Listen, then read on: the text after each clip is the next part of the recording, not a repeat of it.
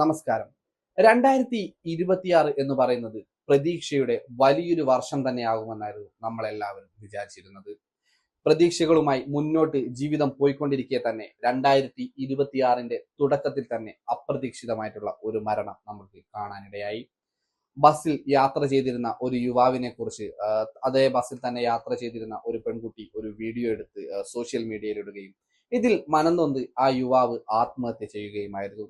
ഇത് കേരളക്കര മുഴുവനായിട്ട് ചർച്ച ചെയ്ത ഒരു വലിയ വാർത്തയായിരുന്നു.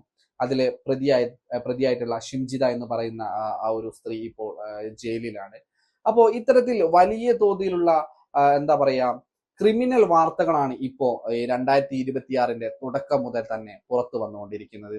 ഒരു അമ്പലത്തിൽ നായയുമായി ഗുണ്ടായിസം കാണിക്കാനിടയായിട്ടുള്ള ഒരു വ്യക്തിയെ പോലീസ് അവിടെ നിന്ന് താക്കീത് ചെയ്ത് പറഞ്ഞു വിടാൻ ശ്രമിക്കുന്നു. തുടർന്ന് ആ വ്യക്തി അതിക്രൂരമായിട്ട് തന്റെ വാഹനം ഉപയോഗിച്ച് പോലീസ് ജീപ്പിനെ ഇടിക്കുന്നതും പോലീസുകാരെ ആക്രമിക്കുന്നതുമായിട്ടുള്ള ഒരു വാർത്ത നമ്മൾ കണ്ടിട്ടുണ്ടായിരുന്നു. അതിനുശേഷം രണ്ട് മൂന്ന് കുട്ടികൾ സ്കൂളിൽ നിന്ന് വീട്ടിൽ നിന്ന് സ്കൂളിലേക്ക് എന്ന് പറഞ്ഞു പോവുകയും അവരെ കാണാതാവുകയും ചെയ്തിട്ടുള്ള വാർത്ത വന്നിട്ടുണ്ടായിരുന്നു. അതോടൊപ്പം തന്നെ വീട് വിട്ടിറങ്ങി ബീച്ചിലെത്തിയ ഒരു പെൺകുട്ടിയെ അവിടെ ആ പെൺകുട്ടി കണ്ട ചില ആളുകൾ ചേർന്ന് പീഡിപ്പിച്ചിട്ടുള്ള ഒരു വാർത്തയുണ്ടായിരുന്നു. ഇത്തരത്തിൽ നിരവധിയായിട്ടുള്ള ക്രിമിനൽ കേസുകളാണ് 2026ന്റെ തുടക്കത്തിൽ തന്നെ നമ്മൾക്ക് കാണാനിടയായത്. ഇതാ ഇന്നലെ അതിക്രൂരമായ മറ്റൊരു കൊലപാതകത്തിന്റെ വാർത്ത കൂടി കാസർഗോഡ് നിന്ന് വന്നിരിക്കുകയാണ്. കാസർഗോഡ് ഒരു പെൺകുട്ടിയെ ആ പെൺകുട്ടിയുടെ പിതാവ് അതിക്രൂരമായിട്ട് വെട്ടി കൊലപ്പെടുത്തുകയായിരുന്നു ഉണ്ടായിട്ടുള്ളത്. മഞ്ചേശ്വരത്താണ് ഈ ഒരു സംഭവം നടന്നിരിക്കുന്നത്. അതായത് പറയപ്പെടുന്നത് ഇങ്ങനെയാണ്: ഈ ഒരു പെൺകുട്ടിയും കുടുംബാംഗങ്ങളുമായിട്ട് ചില സ്വത്ത് തർക്കങ്ങൾ ഉണ്ടാവുകയും അതിന്റെ പേരിൽ പിതാവ് പെൺകുട്ടിയെ വെട്ടി കൊലപ്പെടുത്തുകയുമായിരുന്നു എന്നാണ് ഇപ്പോൾ നമുക്ക് അറിയാൻ പറ്റുന്ന ഒരു വാർത്ത എന്ന് പറയുന്നത്. ഏകദേശം ഈ ഒരു പെൺകുട്ടിക്ക് 18 വയസ്സ് മാത്രമാണ് പ്രായമുണ്ടായിരുന്നത്. ഈ പെൺകുട്ടിയുടെ പിതാവ് എന്ന് പറയുന്ന വ്യക്തി കഴിഞ്ഞ 3 മാസങ്ങൾക്ക് മുമ്പ് ഗൾഫിൽ നിന്ന് അദ്ദേഹത്തിന്റെ ജോലിയൊക്കെ ഉപേക്ഷിച്ച് നാട്ടിലേക്ക് വരികയായിരുന്നു. ഇയാൾ ചെറിയ രീതിയിലുള്ള ലഹരിക്ക് അടിമയാണെന്നുള്ള രീതിയിലുള്ള വാർത്തകളൊക്കെ പുറത്തു വരുന്നുണ്ടെങ്കിലും അത് എത്രത്തോളം ശരിയാണ് എന്നുള്ള കാര്യങ്ങളൊക്കെ നമ്മൾക്ക് ഈ ഒരു പോലീസിന്റെ പൂർണ്ണമായിട്ടുള്ള അന്വേഷണത്തിന് ശേഷം മാത്രമേ തിരിച്ചറിയാൻ സാധിക്കുകയുള്ളൂ. അപ്പൊ നമ്മൾ അത്തരത്തിലുള്ള കാര്യങ്ങളൊക്കെ പറയുന്നത് ശരിയാണോ എന്നുള്ള കാര്യം നമ്മൾ ഒന്ന് സ്വയം ചിന്തിക്കേണ്ടതുണ്ട്. പല വാർത്തകളും ഞാൻ അങ്ങനെ കണ്ടു. ക്രിമിനൽ കേസുകളുടെ പ്രതിയാണ്, ലഹരി ഉപയോഗിക്കുന്ന വ്യക്തിയാണെന്നൊക്കെ. ഇതിനെക്കുറിച്ച് പോലീസ് കൃത്യമായിട്ടുള്ള ഒരു മറുപടി ഒന്നും തന്നിട്ടില്ല. പക്ഷെ നാട്ടുകാരിൽ ചിലര് ഇയാളെ കുറിച്ച് പറയുന്നത് ഇയാൾ ചെറിയ രീതിയിൽ ലഹരിയൊക്കെ ഉപയോഗിക്കുന്ന ഒരു വ്യക്തിയാണെന്നുള്ളതാണ്. എന്തു തന്നെയായിരുന്നാലും 18 വയസ്സുള്ള ഒരു പെൺകുട്ടിയെ ഇയാൾ അതിക്രൂരമായി വെട്ടി കൊലപ്പെടുത്തുകയാണ് ഉണ്ടായിരുന്നത്. അപ്പൊ ഇതിൽ നമ്മൾക്കും ചില സംശയങ്ങളൊക്കെ ബാക്കിയുണ്ട്. കാരണം ഈ ഒരു പെൺകുട്ടിയും രക്ഷിതാവൊക്കെ തമ്മിൽ, ഇത്രയും ചെറിയൊരു പെൺകുട്ടിയും രക്ഷിതാവൊക്കെ തമ്മിൽ സ്വത്ത് തർക്കം ഉണ്ടാവുക എന്നൊക്കെ പറയുമ്പോൾ അത് വിചിത്രമായിട്ടുള്ള ഒരു സംഭവമായിട്ട് തന്നെയാണ് ഇപ്പൊ എനിക്ക് നമ്മൾക്ക് തോന്നുന്ന ഒരു കാര്യം എന്ന് പറയുന്നത്. പിന്നെ അതുകൂടാതെ കർണാടകയിൽ നിന്ന് മറ്റൊരു ക്രൂരമായിട്ടുള്ള ഒരു കൊലപാതകത്തിന്റെ വാർത്ത കൂടി ഇപ്പോൾ പുറത്തു വന്നിരിക്കുകയാണ്. അതായത് കർണാടകയിലുള്ള ഒരു യുവാവ് തന്റെ കുടുംബത്തിലുള്ള മുഴുവൻ ആളുകളെയും അതിക്രൂരമായിട്ട് കൊല ചെയ്തിരിക്കുകയാണ്. അത് പണത്തിന്റെ പേര് പറഞ്ഞുകൊണ്ടാണ്. അത് ചില പണമിടപാടുമായിട്ട് ബന്ധപ്പെട്ടുള്ള ചില തർക്കങ്ങൾ ഉണ്ടാവുകയും ഇതിന്റെ പേരിൽ കർണാടകയിൽ യുവാവ് തന്റെ കുടുംബത്തിൽ ഉണ്ടായിരുന്നുള്ള മുഴുവൻ ആളുകളെയും അതിക്രൂരമായിട്ട് കൊല ചെയ്യുകയായിരുന്നു ഉണ്ടായിരുന്നത്. നമ്മുടെ സമൂഹത്തിന്റെ ഈ ഒരു പോക്ക് എന്ന് പറയുന്നത് എവിടേക്കാണ് എന്നുള്ളത് നമുക്ക് തീരെ മനസ്സിലാക്കാൻ പറ്റാത്ത ഒരു അവസ്ഥയാണ്. ഇപ്പൊ നമ്മള് പല കാര്യത്തിലും ആവശ്യത്തിലധികമായിട്ട് നമ്മൾ പ്രകോപിതരാവുന്ന രീതിയിലുള്ള ഒരു കാഴ്ച വല്ലാതെ കണ്ടുവരുന്നുണ്ട്. നിസ്സാര കാര്യത്തിന് പോലും നമ്മൾ വലിയ രീതിയിലുള്ള അക്രമം അയച്ചു വിടുകയും വലിയ രീതിയിലുള്ള ദേഷ്യ വികാരങ്ങൾ പുറത്തു വിടുന്നതാണ് ഇതിനൊരു പ്രധാന കാരണം എന്ന് പറയുന്നത്. അപ്പൊ ഇത്തരത്തിലുള്ള വാർത്തകളൊക്കെ വരുന്ന സമയത്ത് മനസ്സിന്റെ ഉള്ളിൽ വല്ലാത്തൊരു വേദന തന്നെ നമുക്ക് ഉണ്ടാവാറുണ്ട്, അല്ലെ?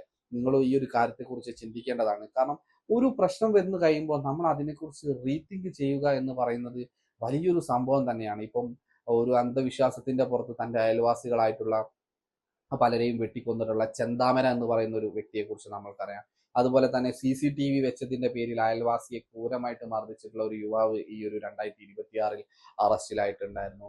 പിന്നെ അയൽ വീട്ടുകാർ തമ്മിലുള്ള ചില വ്യക്തിവൈരാഗ്യത്തിന്റെ പേരിൽ വീട് കയറി ആക്രമിച്ച് അവിടെ ഉണ്ടായിരുന്ന എന്താ പറയുക, ഭാര്യയും ഭർത്താവിനെയും തലക്കടിച്ച് കൊല ചെയ്തിട്ടുള്ള ഒരു വ്യക്തിയെ കുറിച്ച് നമ്മൾക്കറിയാം. ഇത്തരത്തിൽ അതിക്രൂരമായിട്ടുള്ള കൊലപാതകങ്ങളും അക്രമങ്ങളും ഒക്കെ അടങ്ങിയിട്ടുള്ള വാർത്തകളാണ് അനുദിനം പുറത്തു വന്നുകൊണ്ടിരിക്കുന്നത്. എവിടെയാണ് നമ്മൾ ഇതിനെ തടയണയിടേണ്ടത് എന്ന് നമ്മളൊന്ന് ചിന്തിക്കേണ്ടിയിരിക്കുന്നു. പോലീസുകാർ ഇതിൽ എത്രത്തോളം പൂർണ്ണമായിട്ട് അവരുടെ ജോലി ചെയ്യുന്നുണ്ട് എന്നുള്ള കാര്യത്തിലൊന്നും നമ്മൾക്ക് സംശയമോ കാര്യങ്ങളോ ഒന്നുമില്ല. പക്ഷെ അവർക്ക് ഒരു പരിധി വരെ ഇത്തരത്തിലുള്ള ആക്രമണ സംഭവങ്ങളെ അല്ലെങ്കിൽ ഇത്തരത്തിലുള്ള ഗുണ്ടകളെ നിയന്ത്രിച്ചു നിർത്താൻ പറ്റാത്തതിന്റെ ഒരു പ്രധാന കാരണം എന്താണ് എന്നുള്ളത് നമ്മൾക്ക് വളരെയധികം വേദനാജനകമായിട്ട് ചിന്തിക്കേണ്ടിയിരിക്കുന്ന ഒരു കാര്യമാണ്. ഇപ്പൊ ഇന്ന് പുറത്തു വന്നിരിക്കുന്ന ഒരു പുതിയൊരു വാർത്ത എന്ന് പറയുന്നത്, കോഴിക്കോട്ട് മയക്കുമരുന്നിന്റെ സംഘങ്ങൾ, അതായത് മയക്കുമരുന്നിനെതിരെ നടപടിയെടുക്കുന്ന പോലീസ് ഉദ്യോഗസ്ഥരെ കൊല്ലാൻ വേണ്ടിയിട്ട് ഒരു ലിസ്റ്റ് തയ്യാറാക്കുകയും അവരെ ഓരോരുത്തരെയും വകവരുത്താൻ വേണ്ടിയുള്ള ശ്രമങ്ങൾ ആരംഭിച്ചു എന്നുള്ള രീതിയിലുള്ള ഒരു വാർത്ത ഇപ്പോൾ കോഴിക്കോട്ട് നിന്ന് അല്പസമയത്തിന് മുമ്പ് നമുക്ക് കിട്ടിയിട്ടുണ്ടായിരുന്നു. ഇതിന്റെ ഒരു പ്രധാന കാരണം എന്ന് പറയുന്നത്, ഇത്തരത്തിലുള്ള ലഹരി സംഘങ്ങളെ തടയാനും അവരെ ഉന്മൂലനം ചെയ്യാനും പോലീസുകാർ ഇറങ്ങിത്തിരിക്കുമ്പോൾ ഇത്തരത്തിലുള്ള പോലീസുകാരെ വരെ ആക്രമിക്കാൻ ഇത്തരത്തിലുള്ള സംഘങ്ങൾ തയ്യാറാണ് എന്നുള്ളതാണ് മറ്റൊരു ഭീകരമായ വാർത്ത എന്ന് പറയുന്നത്. 2026 പ്രതീക്ഷയുടേതാവുമെന്ന് പ്രതീക്ഷിച്ചെങ്കിലും നമ്മൾക്ക് എല്ലാവർക്കും തെറ്റുപറ്റി എന്നുള്ള ഒരു തോന്നലാണ് വരുന്നത്. പിന്നെ അതിൽ കൂട്ടത്തിൽ തന്നെ മറ്റൊരു വാർത്ത കൂടെ കഴിഞ്ഞ ദിവസം പുറത്തു വന്നിട്ടുണ്ടായിരുന്നു. അതും ഭീകരമായിട്ടുള്ള ഒരു സംഭവമാണ്. അതായത് പ്രധാനമായിട്ട് എറണാകുളം പോലെയുള്ള ഭാഗങ്ങളിൽ വൻതോതിൽ HIV പോസിറ്റീവായിട്ടുള്ള ആളുകളെ കണ്ടുവരുന്നത് എന്നുള്ളതാണ്. അതും യുവതലമുറയാണ്. ഒരു 15 വയസ്സ് മുതൽ 22, 23 വയസ്സ് വരെയുള്ള ആളുകളാണ് ഏറ്റവും കൂടുതൽ HIV രോഗം കണ്ടുവരുന്നത്. അപ്പോൾ ഇത്തരത്തിലുള്ള വാർത്തകളൊക്കെ കേൾക്കുമ്പോൾ പേടിയാവുന്നു എന്നുള്ളതാണ് മറ്റൊരു സത്യം എന്ന് പറയുന്നത്. ഈ ഇത്തരത്തിൽ HIV ബാധിതരായിട്ടുള്ള ആളുകൾ ചെയ്യുന്ന മറ്റൊരു ക്രൂരമായിട്ടുള്ള കാര്യം എന്ന് പറയുന്നത്, ഇവരുടെ രോഗം അവർ മറ്റുള്ളവരിലേക്ക് പകർത്താൻ വേണ്ടി ശ്രമിക്കുന്നു എന്നുള്ളത് തന്നെയാണ്. തീർച്ചയായിട്ടും വേണ്ട നടപടികളൊക്കെ ഉടൻ തന്നെ ഉണ്ടാകുമെന്നും ഇത്തരത്തിലുള്ള ആക്രമണ പരമ്പര വാർത്തകളൊക്കെ അവസാനിക്കുമെന്നും 2026 പ്രതീക്ഷയുടെ വർഷം തന്നെയായി തീരട്ടെ എന്നും ആശംസിച്ചുകൊണ്ട് നിർത്തുന്നു. നന്ദി, നമസ്കാരം.